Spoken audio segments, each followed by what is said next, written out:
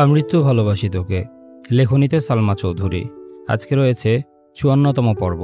গল্প পাঠে আছি আমি তারিফ। তানভীর বিড়বিড় করতে করতে নিজের রুম পর্যন্ত যেতেই ফোনে কল বেজে উঠল। তানভীরের বেস্ট ফ্রেন্ড সোহাগ কল দিচ্ছে। তানভীর কল রিসিভ করতেই ওপাশ থেকে সোহাগ একদমে কত কি বলতে থাকলো। তানভীর প্রখর তপ্ত স্বরে বলল, আমাকে এসব বলে কোনো লাভ নাই, আমি এখন আসতে পারবো না, এমপির সাথে একটা প্রোগ্রামে যেতে হবে। প্লিজ দোস্ত, একটু আয়। আরে ভাই, আমার সময় নাই। শোন তানভীর, আমাকে যতই ব্যস্ততা দেখায় সমস্যা নাই, কিন্তু তোর গার্লফ্রেন্ড এর জন্য অন্তত আয়। একদম ইমোশনাল ব্ল্যাকমেইল করবি না। আর আমার মাঝখানে ওকে কেন টানতেছিস? কারণ আমার কথা তুই গুরুত্ব দিচ্ছিস না। প্লিজ তানভীর, জাস্ট 5 মিনিট লাগবে, আয় তুই। তানভীর ভারী কণ্ঠে শুধালো, বোন নাকি এখনও ভার্সিটিতে? আমি তোর কাছে সকাল থেকে চিল্লাচিল্লি করছি, তুই আমাকে পাত্তা দিচ্ছিস না। বন্যার নাম শুনতেই কণ্ঠস্বর পাল্টে গেছে।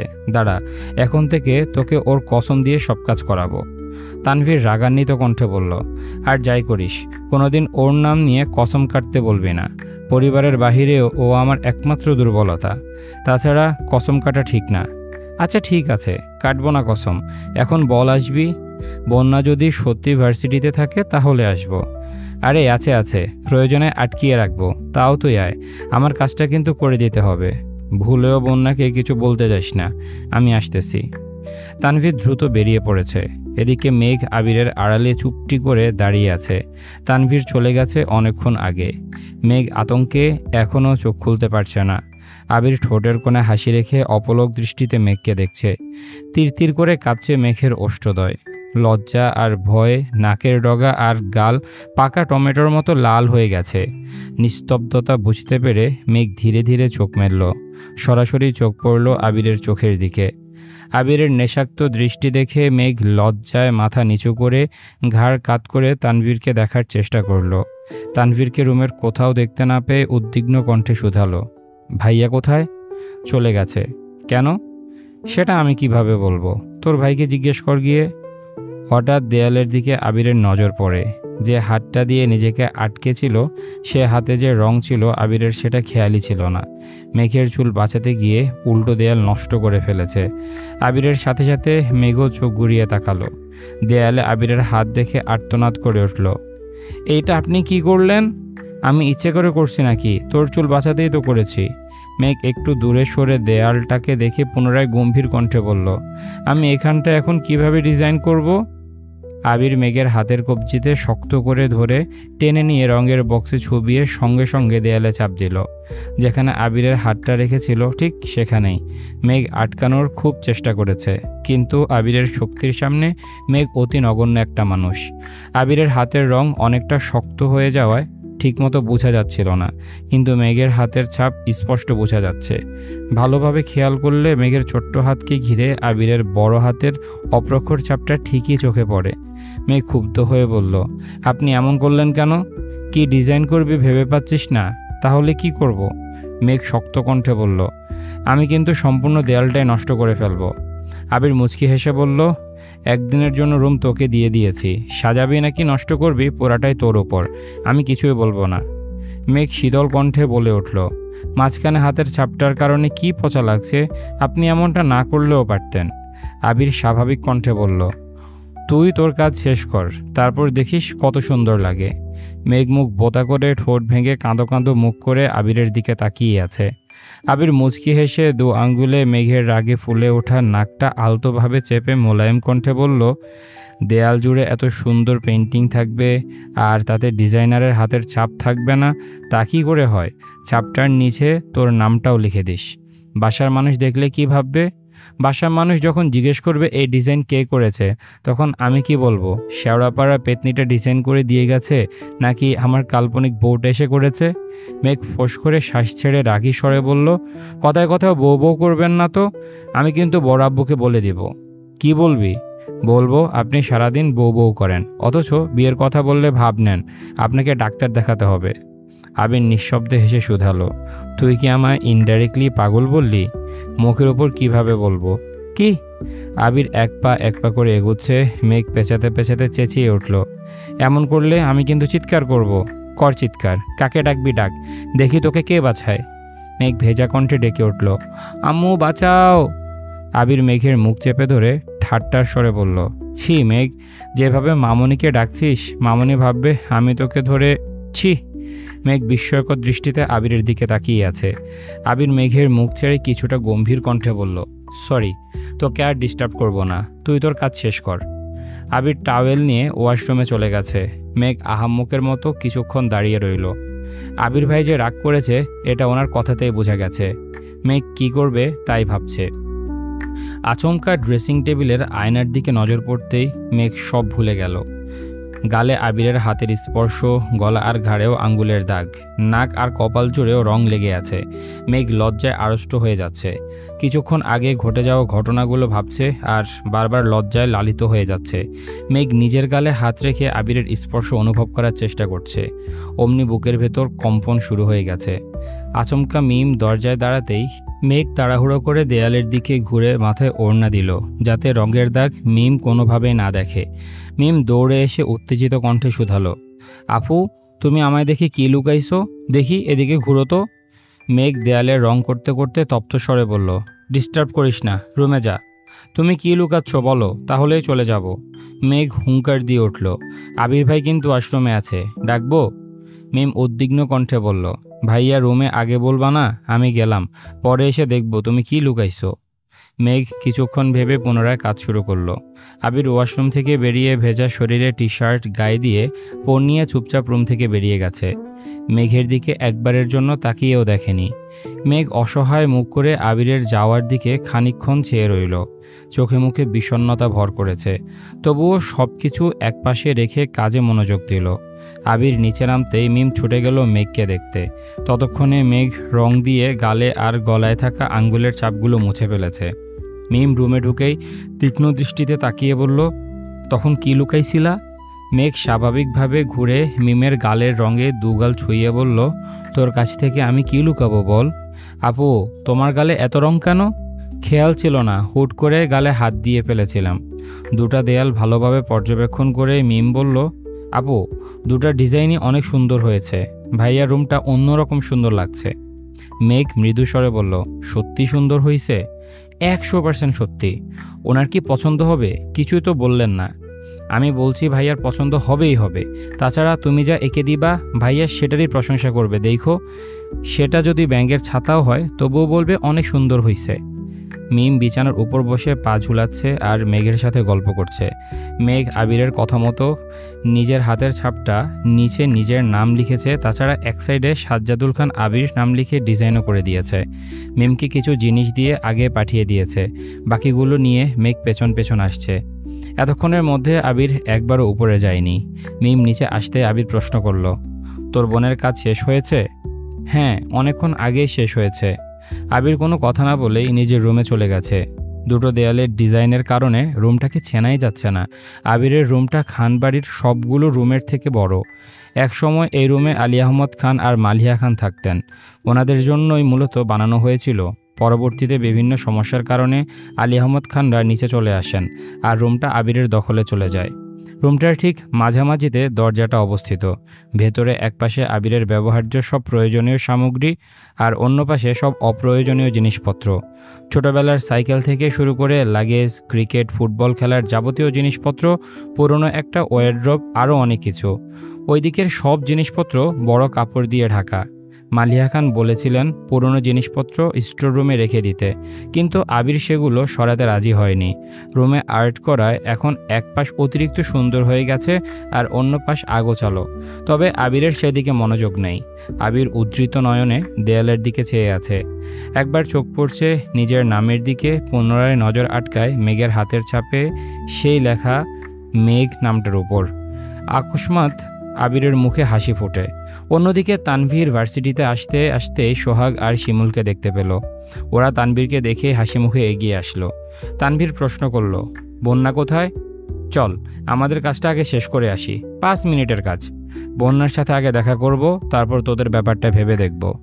দুটো মেয়ের সাথে ওই দিকে গেল। তানভীর ওদের দেখানো পথে বাইক স্টার্ট দিল। থামলো ঠিক বন্যাদের পেছনে। বন্যারা পেছনে ফিরে তাকিয়েও দেখল না। তানভীর ঘন ঘন হর্ন দিতে লাগলো। এক প্রকার বিরক্ত হয়ে বন্যা পেছনে ফিরতে দেখলো তানভীর বাইক থেকে নীরের দৃষ্টিতে চেয়ে আছে। বন্যা চেহারা স্বাভাবিক করার চেষ্টা করলো। তানভীর গম্ভীর কণ্ঠে বলল, এদিকে আসো। বন্যা বান্ধবীদের দিকে তাকিয়ে ধীর গতিতে এগিয়ে আসলো। তানভীর প্রখর তপ্ত স্বরে বলল, ফোন দিলে ফোন রিসিভ করার প্রয়োজন মনে করো না, ইদানিং ফোন বন্ধ করে রেখেছো, সমস্যা কি? বন্যা স্বাভাবিক কণ্ঠে বলল, আমার ফোন নষ্ট হয়ে গেছে, নতুন ফোন কিনতে হবে। আব্বু বলছেন আগামী সপ্তাহে ফোন কিনে দিবেন। ও, আর কোনো কারণ নেই তো? আর কি কারণ থাকবে? ভাইয়া যখন অ্যাক্সিডেন্ট করেছিল তখন তোমাকে রাগে উল্টাপাল্টা কথা বলছিলাম, তার জন্য দুঃখিত। ভাইয়ার রক্তাক্ত দেহ দেখে আমি তখন মানসিকভাবে ভেঙে পড়েছিলাম, বুঝে না বুঝে তোমার সাথে রাগ দেখিয়েছি। বন্যা মলিন হেসে বলল, কোনো ব্যাপার না, আমি কিছু মনে করিনি। আপনার জায়গায় আমি থাকলেও হয়তো এভাবে রিয়েক্ট করতাম, নয়তো আরও বেশি করতাম। আই এম রিয়েলি সরি বন্যা। এত ফর্মালিটি করতে হবে না, আমি সত্যিই কিছু মনে করিনি। আবির ভাইয়া এখন কেমন আছেন? মেঘ কেমন আছে? দুজনেই আলহামদুলিল্লাহ ভালো আছে। বন্যা হঠাৎই ঢোক গেলে উষ্ণ স্বরে শুধালো, একটা কথা জিজ্ঞেস করব? হ্যাঁ অবশ্যই।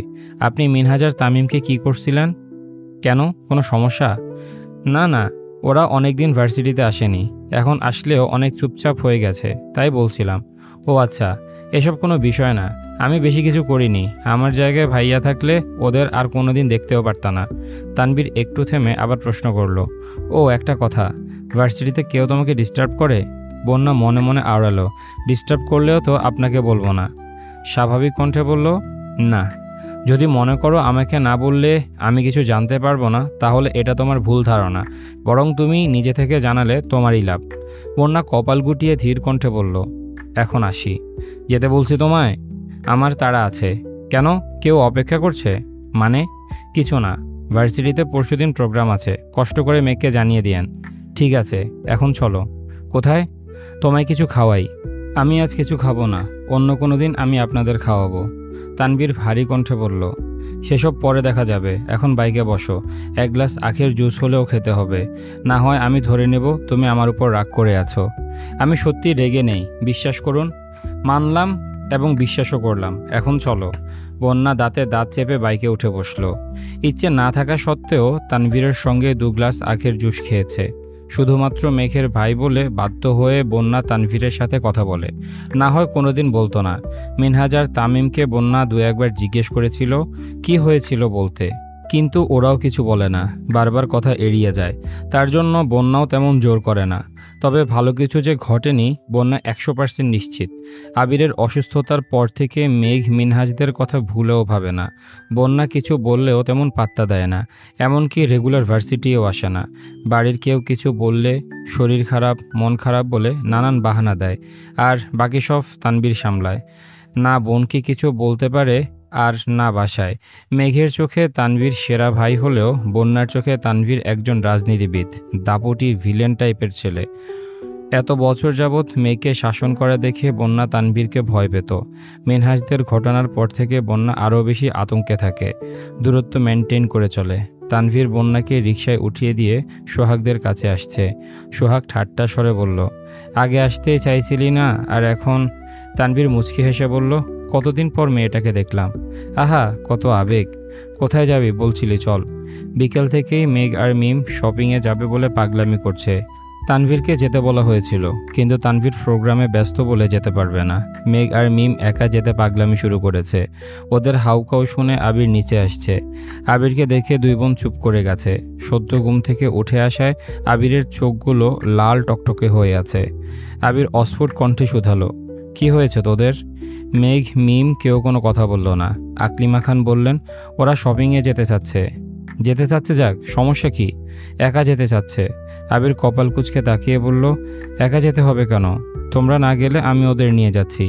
মেঘ আর মিম দুজনে একসঙ্গে চেঁচিয়ে উঠল, না। রাগে আবিরের চোখ মুখ লাল হয়ে গেছে। কপাল কুঁচকে গম্ভীর কণ্ঠে শুধালো, সমস্যা কি তোদের?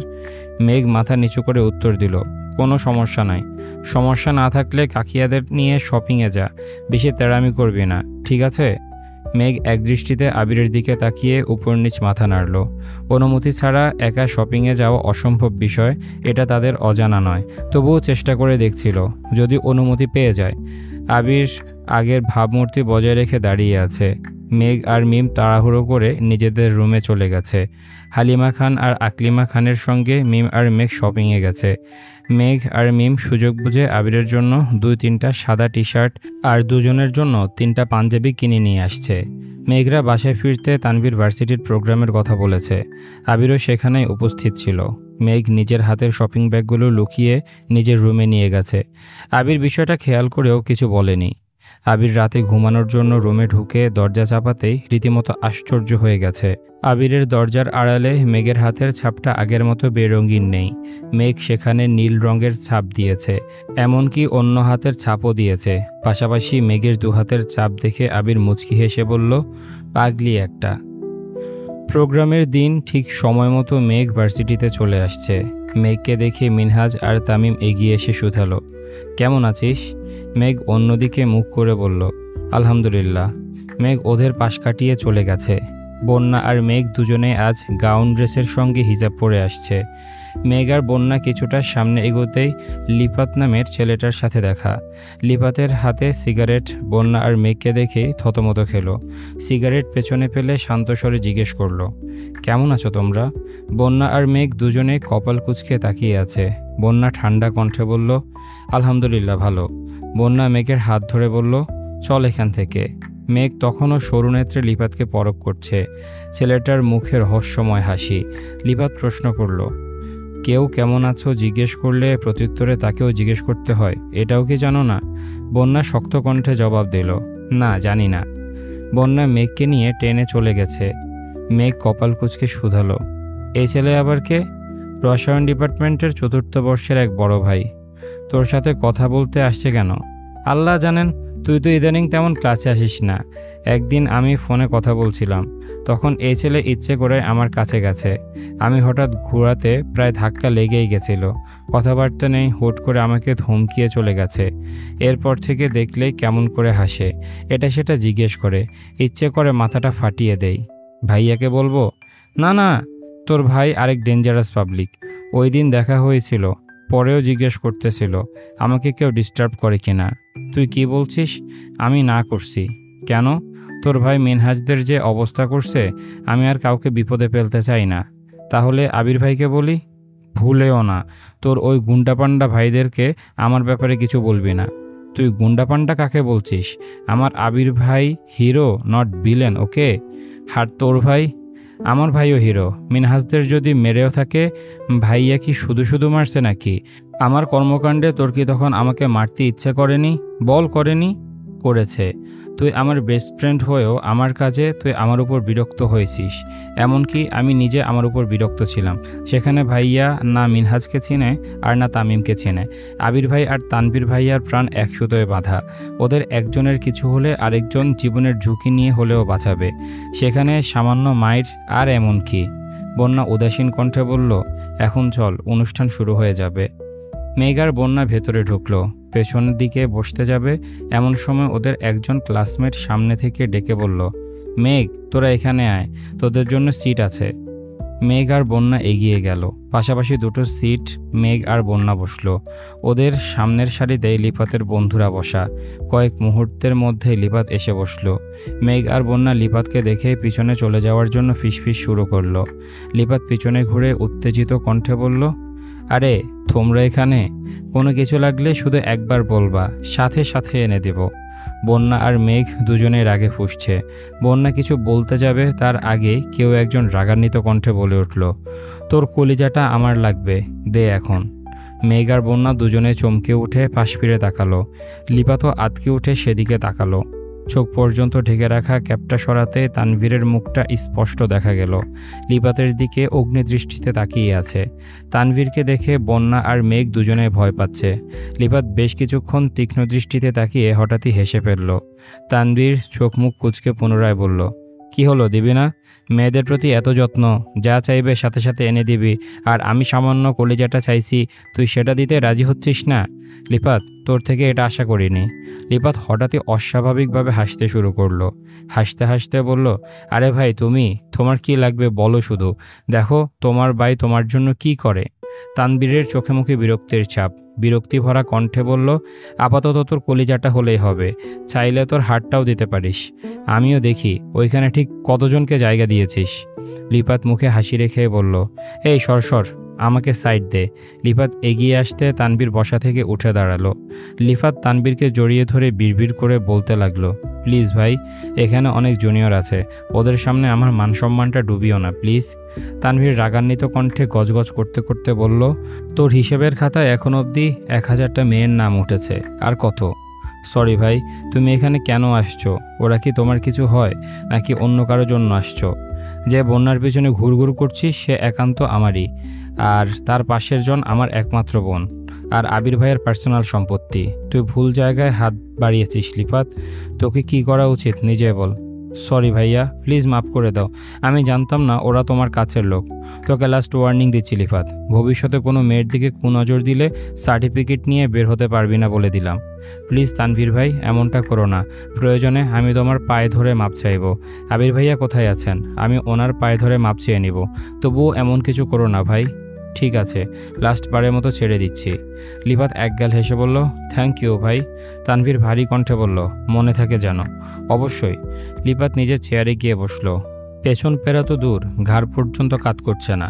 তানভীর মেঘ আর বন্যার জন্য কিছু খাবার আগেই কিনে নিয়ে আসছিল, সেগুলো দিয়ে ক্যাপ পরতে পরতে বলল, আমি আসছি। মেঘ হাসি মুখে বলল, অনুষ্ঠান দেখবা না? আমি অনুষ্ঠান দেখতে আসিনি, যে কাজে আসছিলাম তা শেষ। অনুষ্ঠান শেষে বাসায় চলে যাস, উল্টাপাল্টা ঘুরিস না। তানভীর চলে গেছে। খুশিতে মেঘের চোখ চকচক করছে। বন্যার দিকে তাকিয়ে ঠোঁট বাঁকিয়ে হেসে বলল, দেখেছিস, আমার ভাই সেরাদের সেরা। তুই না বললেও ঠিকই জেনে ফেলেছে। ওই ছেলে মাপ যে চাইছে দেখছিস? বন্যা ফোঁস করে শ্বাস ছেড়ে রাগী স্বরে বলল, তুই গিয়ে শুনছিলি মাফ নাও চাইতে পারে? মেঘ ভ্রু কুঁচকে বলল, এই তুই কি আমার ভাইয়ের পাওয়ার নিয়ে সন্দেহ করছিস? আমি শিওর এই ছেলে ভাইয়ের কাছে মাপ চাইছে। বিশ্বাস না হলে ছেলেকে ডাক দে। যদি স্বাভাবিকভাবে কথা বলে তাহলে বুঝবো ভাইয়া কিছু বলেনি, আর যদি কণ্ঠস্বর বদলে যায় তাহলে বুঝবো ভাইয়া ঝাড়ছে। বন্যা ভাবিলাসহীন জবাব দিল, আমি পারবো না। মেঘ ভেঙচি কেটে বলল, না পারলে নাই, আমার ভাই যে হিরো তার প্রমাণ আমার দিতেই হবে। মেঘ সামনের দিকে কিছুটা ঝুঁকে ডাকলো, এক্সকিউজ মি ভাইয়া। ছেলেটা পেছনে না তাকিয়ে ঢোক গিলে কণ্ঠ খাদে নিয়ে জবাব দিল, জি আপু, কিছু বলবেন? আমাদের জন্য কি কোনো সমস্যা হচ্ছে? আমরা কি পেছনে চলে যাব? মেঘ তাড়াহুড়ো করে বলল, না না, পেছনে যেতে হবে না, আমাদের কোনো সমস্যা হচ্ছে না। মেঘ বন্যার দিকে তাকিয়ে মুচকি হেসে বলল, দেখলি? এর মধ্যে রাজনীতিবিদদের আগমন ঘটল। আশেপাশে বসা জুনিয়ররা সবাই দাঁড়িয়ে সালাম দিচ্ছে। মেঘ আর বন্যা স্বাভাবিকভাবে বসে রইল। একজনের নজর মেঘদের দিকে পড়তেই সামনের 2-3 জনকে ডেকে বলল। অকস্মাৎ ওরা থমকে গেল, ঘুরে এসে মেঘদের কাছে দাঁড়ালো। মেঘ আর বন্যা মনে মনে ভয় পাচ্ছে, ভাবছে দাঁড়ায়নি বলে হয়তো ওনারা বকা দিতে আসছেন। তাদের মধ্যে একজন মেঘকে উদ্দেশ্য করে বলে উঠলেন, আসসালামু আলাইকুম আফু। ওয়ালাইকুম আসসালাম। তোমরা এত পেছনে বসছো কেন? আসো, সামনে এসে বসো। মেঘ আর বন্যা দুজনে থতমত খেয়ে গেছে। না ভাইয়া, আমরা এখানেই ঠিক আছি। তা বললে হবে না আপু, আবির ভাইয়াকে এত করে রিকোয়েস্ট করার পরও উনি আমাদের প্রোগ্রামে আসেননি। অবশ্য তার জন্য আমরাই দায়ী। ভাইয়া বারবার বলেছিল ওনাকে নিয়ে যেন কোনো রকম প্ল্যান না করি, কিন্তু আমাদের মন তাতে সায় দেয়নি। ভাইয়ার জন্য স্পেশাল আয়োজন করেছিলাম। ভাইয়া কোনোভাবে খবর পেয়েছে, তারপর আর প্রোগ্রামেই আসেনি। সেসব পুরনো কথা বাদ দেই।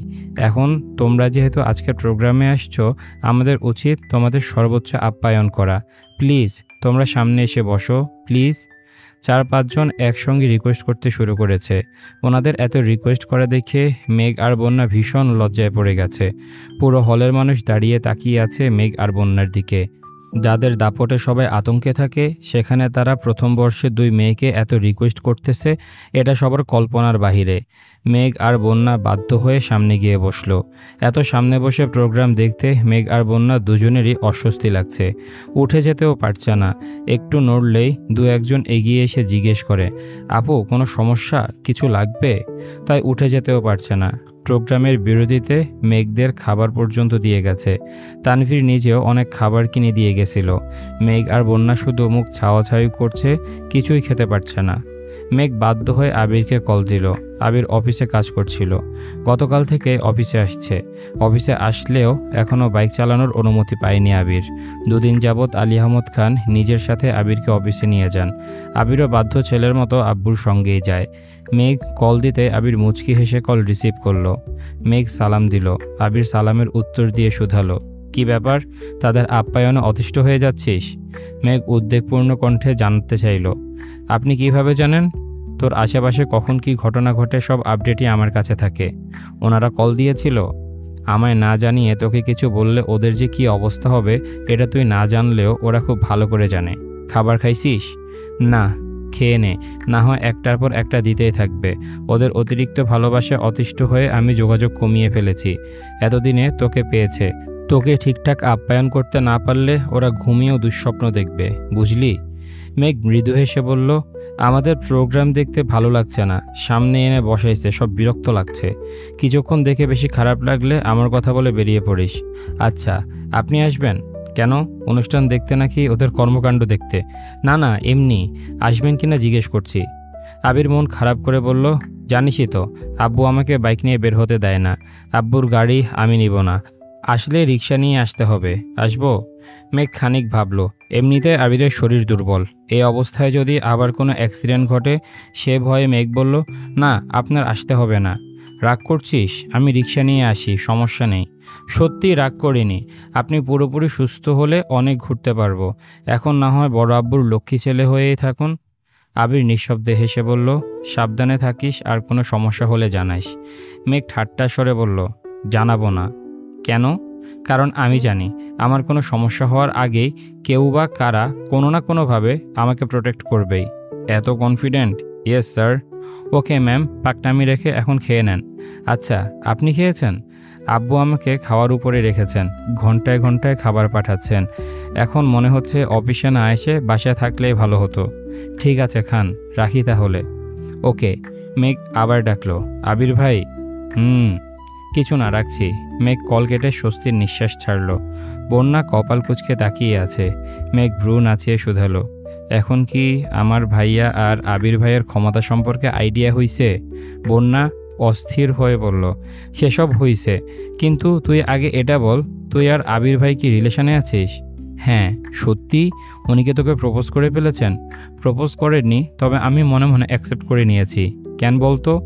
তোদের এত সুন্দর কথোপকথন শুনে আমার নিজেরই শান্তি শান্তি লাগছে। মেঘ মুচকি হাসলো, সাথে বন্যাও। এই ছিল আজকের পর্ব। কেমন লেগেছে তোমাদের অবশ্যই কমেন্ট করে জানাও। দেখা হবে পরের পর্বে। তবে তার আগে যারা এখনও আমার এই চ্যানেলটি সাবস্ক্রাইব করোনি, দ্রুত সাবস্ক্রাইব করে দাও। তো পরবর্তী পর্ব পর্যন্ত সবাই ভালো থাকো, সুস্থ থাকো। আজকের মতো আমি তারিফ এখানেই বিদায় নিচ্ছি। আল্লাহ হাফেজ।